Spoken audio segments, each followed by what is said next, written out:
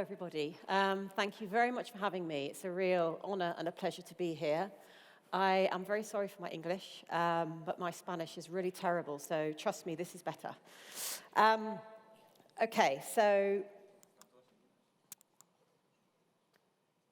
this presentation is based on research conducted to understand the impact of COVID on advertising effectiveness. Buying behavior changed tremendously during COVID. But what impact, if any, did that actually have on the effectiveness of your advertising? Now, we've used COVID because we have this pre- and post-lockdown, and we're far enough along the journey of COVID to be able to assess and understand the changes in behavior. But what this presentation is really about is about change. Significant changes in the world around us and significant changes in buying behavior and what impact that actually has on your advertising activity and its results. Not least because globally we're still facing behavior changing issues in the world today. So what I'm going to cover, I'm going to talk a little bit about some of those behavior changes. I'll talk about media effectiveness today, what's changed, but also what's stayed the same, because that's equally informative. So I'm talking a lot around global trends, but after I finished, I'll pass to my lovely colleague, Mayte, who will talk about some of the trends specific to Spain. Okay, so how can we understand media effectiveness today? So it's been an incredibly turbulent few years. It's almost easy to forget just how much our lives changed. We saw almost overnight drastic changes with lockdowns instigated around the world. We had shops, schools, restaurants, even borders shutting. And what's interesting is as restrictions have lifted, some of the behaviors from pre-pandemic have not necessarily returned. We're navigating a new normal of consumption. And as advertisers, we need to understand this evolving world around us to ensure that we can stay relevant and perhaps capitalize on some of the opportunities this represents. So let's first look at how media consumption has changed. So this is an example taken from GB, and it shows the boom of social media during lockdown. 82% of the population were using social media, and within that, they were online much more often. How we listen to media has changed as well. Podcasts, music streaming, both growing, particularly among the younger generation, the harder to reach younger generation. But what about shopping behavior? How did we see that change? This is looking at the global sales of grocery from the last few years. And understandably, given the restrictions, we were all staying at home. The grocery market absolutely boomed during COVID. And while it plateaued through 2021, it's still well above where we would expect it to be at this point, based on trend. And of course, with the global inflation rates that we're seeing, this growth is set to continue in the future. What also changed? So obviously those restrictions to us meant that we were able to go out less.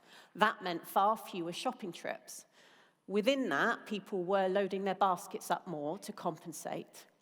But what it means, at one point about that actually, that has not reverted. This is behavior we're still seeing. But what that means as advertisers is there's less opportunity to talk to consumers in store. So what you do out of store just becomes so much more important. How are you going to remind them of your brands at the store in order to get them to purchase you? Another thing that's changed is where we purchase. Now, whenever we put a chart up like this is showing the percentage of sales derived from online purchasing.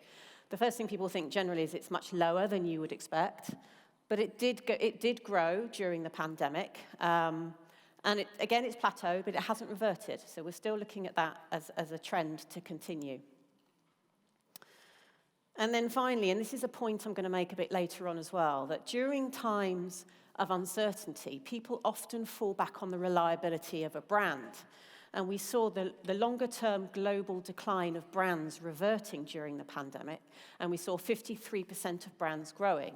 And within that, it was the top 500 brands that were growing the most, those that are much more likely to advertise. So what does that actually mean? Well, certainly in terms of targeting opportunities, they've diversified based on the fact that we're consuming media in a different way. So a media plan in 2019 isn't necessarily going to be as effective today.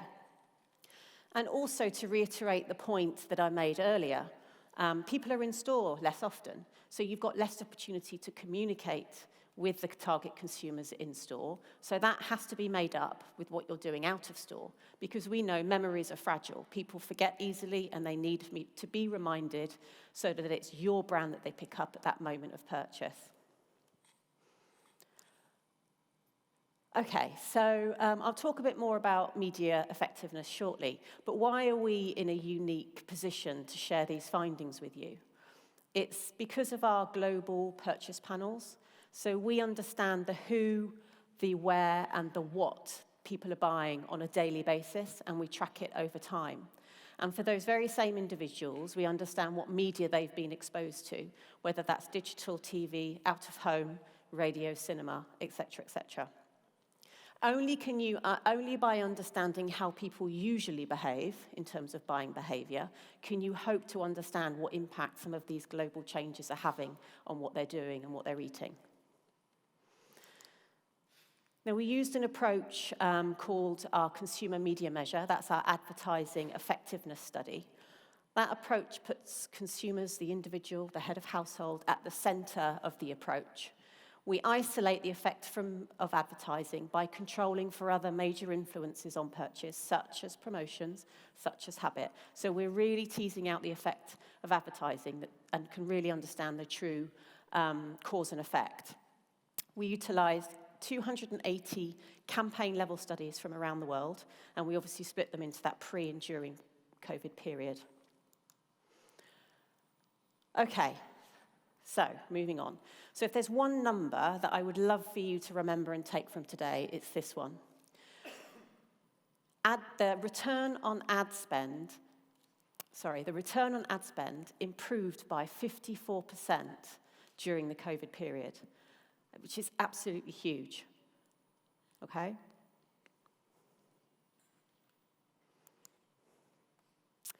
Okay, so we're going to look at a bit more reasons to why. How has that happened? But it's really important, I think, to understand what stayed the same, because what you don't want to do is try and influence that by trying to change things that actually are very difficult to change. And the first thing that hasn't changed is penetration.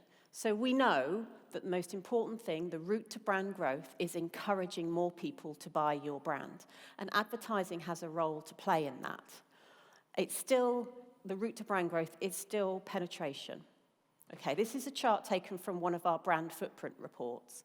And what it shows that for all of the brands that grew their share by at least 2.5 percentage points, it shows what's driven that growth. And that is 90% of those brands grew by using penetration metrics to drive their performance. Because it's so crucial, you cannot ignore the role that advertising plays in supporting that objective. Okay, so what else hasn't changed? Okay, so think about everything that we've been through. Massive changes in media consumption behavior, even bigger changes in grocery shopping. We saw lots of these incredible sort of emotive ad content during COVID, but none of it matters at all. Because the one thing that didn't change is the percent of incremental sales driven by media. It did not change at all, which is actually quite astounding. But what it tells you is that if a global pandemic doesn't shift the percent of incremental sales that you can get, then probably nothing will.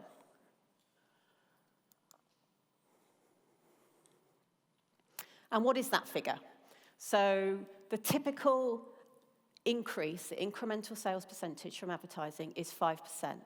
As I said, that's barely changed. Just leave that hanging for a minute.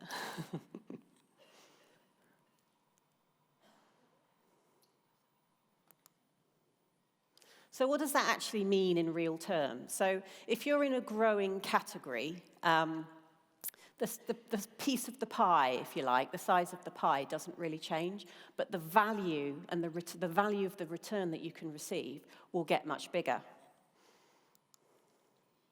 This is a list of the top performing categories during a key period during the COVID, the worst of the COVID period.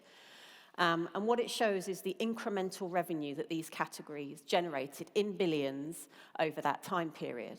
So if you're in a brand, you work for a brand, you're an advertiser that sits in one of these categories, then you're obviously probably very well aware at how well your category performed. But did you stop advertising because you thought it's COVID and it's going to be really difficult? Because if you did stop advertising, the amount of opportunity lost has grown significantly. And it's a missed opportunity for that brand. And I had to go a step further because 5% to some people might, I can understand you would think 5%, that doesn't sound very much. So I wanted to try and put a tangible amount to that. So I have used quite a bit of artistic license, so please forgive me for that. But we've taken Coca-Cola because according to our data, it's the global leading brand. And just taking a what-if scenario. So if Coke conducted 2 typical length campaigns during the course of a year, which is by no means would be an unusual amount, they put that advert out in 6 of their key markets. The kind of outcome, the kind of return they would expect to generate would be 130 million. Now, because carbonated soft drinks, the take-home of carbonated soft drinks grew massively during COVID, it's actually 21 million more than they would have achieved if the category had been stable. So it's a bigger number than you imagine that's at stake. Okay, so just to summarize in terms of where we are so far, i.e. what's not changed, the first thing is the route to brand growth remains and is still recruiting and finding and replacing and adding new buyers to your brand. And it's so crucial that advertising absolutely should be playing a role in that goal. Secondly, did you stop advertising during the pandemic? Because if you did, what did you use to make up that 5% shortfall? And then thirdly, don't stop advertising because the gains are significant. And clearly, no matter what's going on in the world around, there are still massive opportunities there. And then finally, if you are in a growing category, it really is an opportunity lost if you decide to stop advertising. Okay, so let's have a look at what's changed, because what we've seen is the percent of incremental sales hasn't changed, but we know that return on ad spend has changed. So what it must come down to is efficiency. And of course, the significance of efficiency is that if we can understand and manage it, there are savings, obviously, that can be redeployed elsewhere for advertisers. So let's look at that in a bit more detail. Firstly, let's just remind ourselves of this number, the 54% growth in return on ad spend since COVID started. Another often quoted metric is for every pound or dollar in this case spent on advertising, what is the return? And we saw that jump from $1.80 to $2.80 during the pandemic. So it just adds more weight to the significance of advertising and that it really is still of benefit to do that when times are difficult. And I think it would be fair that if you're all sitting there thinking, well, surely just advertising has got cheaper, the cost of advertising has reduced. And certainly there was a lot of press in some countries that talked about a reduction in ad costs. And we did see pockets of that. There were certainly areas where you could see ad costs had come down. But overall, it's not the case. But by the way, where it did happen, what an opportunity that represents to make even more money from advertising. Okay, so we have this approach that we take where we utilize the individual's behavior, the individual's buying behavior, their media consumption, the head of household. But what that enables us to do by looking at it at that individual level is really get down to understand optimization and efficiency metrics, which is something that's really difficult to do if you're utilizing and using aggregated data. This includes isolating the cost as well as the performance of a campaign just to those people that we know actually saw the campaign itself, so just those that were reached. And this gives us the opportunity to debunk that myth about cheaper advertising costs, because actually what we saw was advertising costs went up, but it was negated by a trend in recent times for sort of smaller reaching campaigns. And so the overall outcome was that there wasn't really a difference. So advertising costs can't explain the efficiency improvements that we've seen. If we just stick with looking at those people, the people that we know have seen the advert, if you saw it, did you buy it? As a true measure of effectiveness, it's really helpful to see as advertisers how well you're targeting. Are you reaching the people that are more likely to buy your product? And what we know is that advertising has never been more effective at converting consumers to spend differently. Never, from all of the time we've been tracking it. And this is looking at the spend comparing pre and post-pandemic. And what we've seen is that just for those people that have been reached, the amount that they're spending has increased by 35% from pre-pandemic levels. So being better at targeting and reaching those more likely to buy has had a direct impact on the return on ad spend that we saw. So that opportunity for a redeployment of savings is huge. Okay, so how can we explain that? So why are we seeing it? We're increasingly working with our clients to utilize the purchase panels to create audiences for targeting digitally. It makes sense. What's a good way to try and reach the people that are more likely to buy you than actually look at what they might have bought before? And we are seeing more and more clients doing this. We're aware of that, we've heard about it. People talk about precision marketing, digital targeting. And what we've been able to show from our studies, and I think it's fair to use that as a proxy for this kind of activity more broadly, is that targeting based on buying behavior can increase the return by up to 2.9%. So that's clearly one influence on efficiency. But you can't target people digitally if they're not online. And this study from the US showed that 57% of Americans are apparently online for more than 5 hours a day. I don't honestly know how they get anything done, but apparently that's true. It's also, it's very widely reported that people are investing much more in digital. And then finally, this point I made earlier, people in difficult times often fall back on what they know, rely on, and trust the most, which is brands. And if people are shopping less frequently, that is an opportunity for the bigger brands. This is looking at, again, at that efficiency metric over time. And it's just, again, as I said, just to remind you, this is looking at how efficient advertising works just to the people that it reaches. And it has been developing over time. We can't just say that's because of COVID. Obviously, precision targeting existed before COVID happened, but it did accelerate during COVID. What I want to be clear about is I'm not advocating that everything should move to digital. In fact, far from it, almost the opposite. We heard earlier that it's absolutely crucial to appeal to as many people as possible. That is the route to brand growth, and that has been proved many, many times. And in advertising terms, that means reach. And digital just doesn't have the reach. What this is about finding efficiencies through balance. How can you utilize the cross-media mix to get the right balance? Because we know from previous studies that all cross-media activity can build a really powerful synergy effect in terms of return.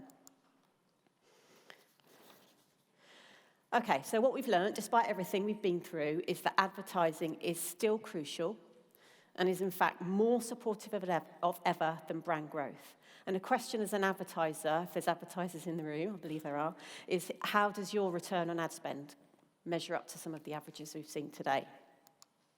And I'm just about to finish, but a quick word on inflation, because I know it's very important at the moment. The chart's complicated, but effectively what this is showing in the 9 countries where we looked at historical behaviour is that people will generally only compensate partly for increasing costs, okay? So people still have to eat. So what they will tend to do is there will be a shift towards private label, but the bigger shift will be dropping categories. So advertisers have 2 key objectives during inflation, because we know the rewards are still there.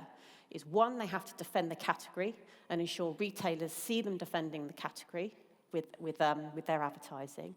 And two, the trust, the reliability message is never more important because that's what people will fall back on.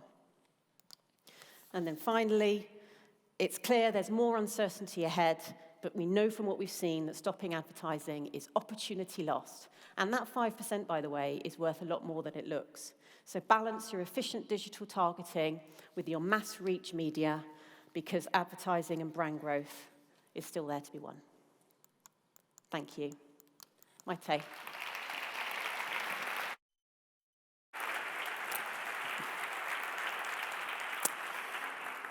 Thanks, Kerry. Después de este repaso global de las tendencias, vamos a hacer ahora un breve foco en lo que ha pasado también en nuestro país y si seguimos o no esta tendencia. Yo quería empezar con buenas noticias, porque quizás en los últimos años llevamos ya bastantes malas noticias y venía a deciros que, como sabéis, o como dice la leyenda urbana, somos más optimistas en España y además nos gusta más salir.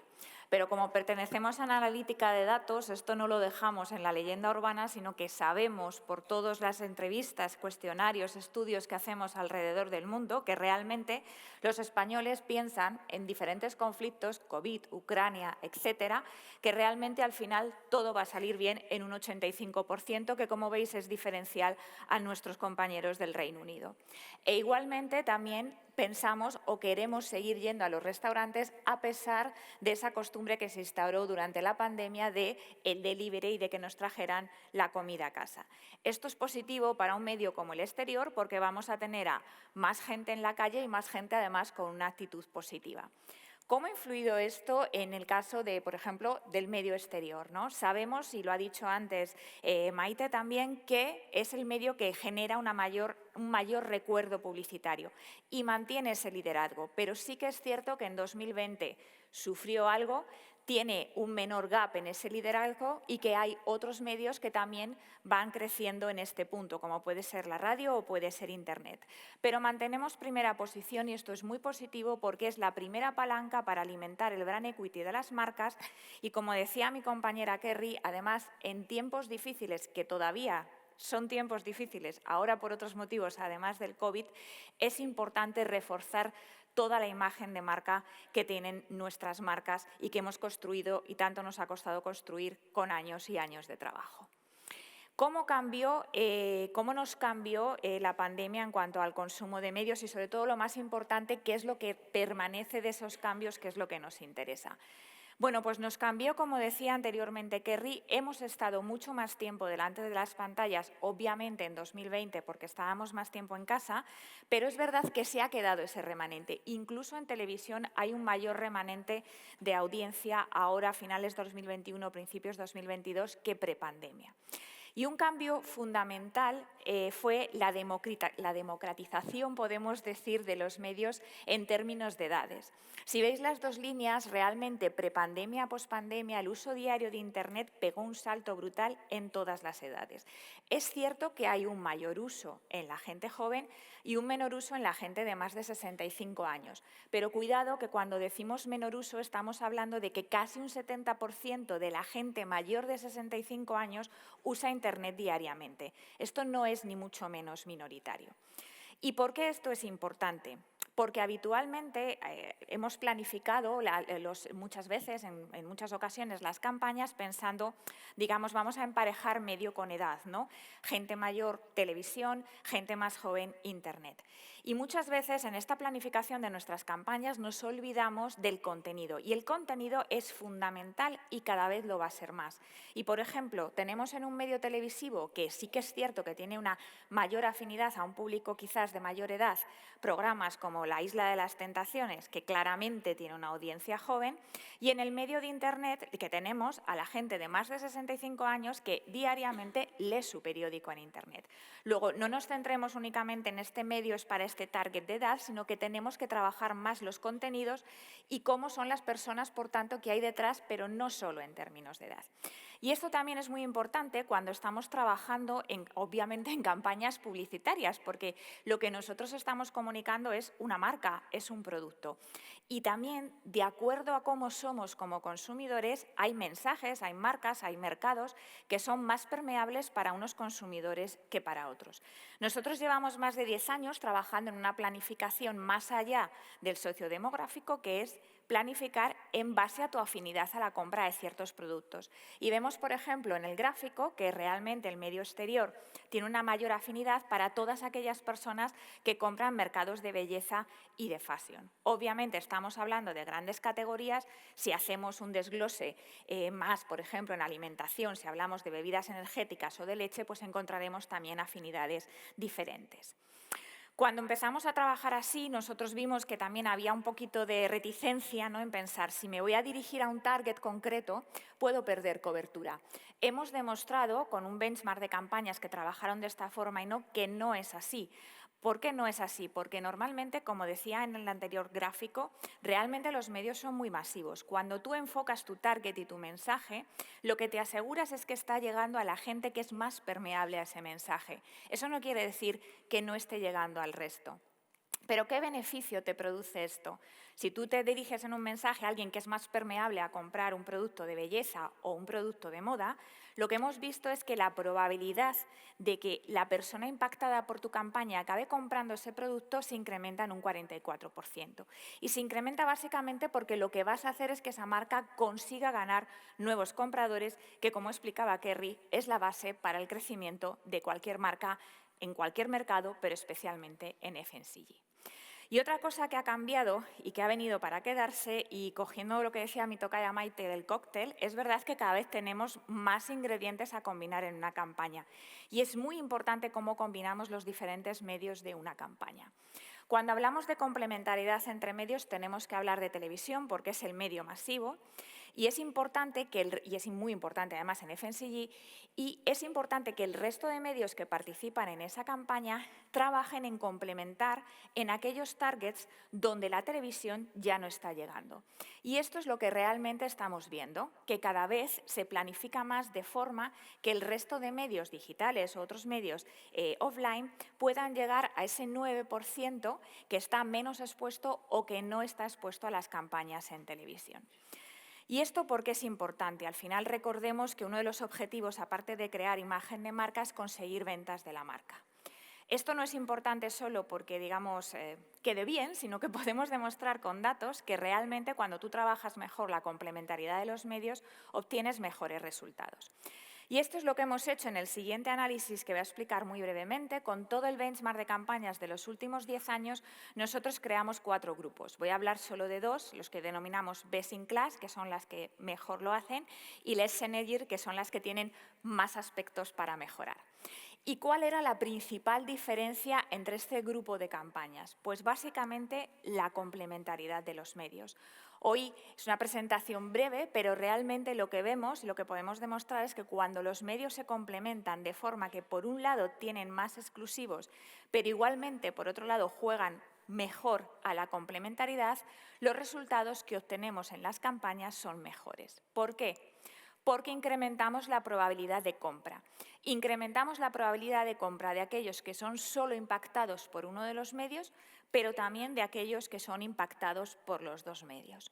Si tú incrementas la probabilidad de compra, al final, esto lo dice el modelo, pero cuando te vas al dato real, realmente vemos que las Best in Class tienen un ROAS muy superior a las Less Synergy y que además han trabajado mejor para crear un mejor incremental de ventas de sus marcas. Luego, realmente, lo que estamos viendo es que tanto targetizar y pensar en el contenido de la campaña, planificar de acuerdo a esos targets y combinar los medios de la mejor forma, realmente da mejores resultados. ¿Y qué nos pasó a nosotros durante la pandemia, ¿no? Fuimos lo hemos hecho igual que el resto del mundo, como ha hecho Kerry, o ha sido diferente. Bueno, nosotros partíamos de una situación un poquito mejor, de hecho que decía que somos un poco más optimistas, y es que el incremental de ventas de las campañas en España en promedio está por encima del 6%. Y esto realmente no ha cambiado mucho. Lo que sí que ha cambiado es el ROAS de las campañas, que ha crecido también en un 40%. Y este ROAS ha cambiado por todo lo que os he comentado anteriormente y también porque está cambiando el mix de medios dentro de las campañas de FMCG. Y aunque televisión sigue estando presente, y en mi opinión tiene que seguir estando presente porque es muy importante, especialmente en estos mercados, pero sí que es verdad que cada vez hay más espacio para otros medios que además están demostrando que consiguen muy buenos retornos de la inversión. Ha sido breve, espero haberlo dejado claro. Muchas gracias a todos, muchas gracias a la FEDE por habernos invitado.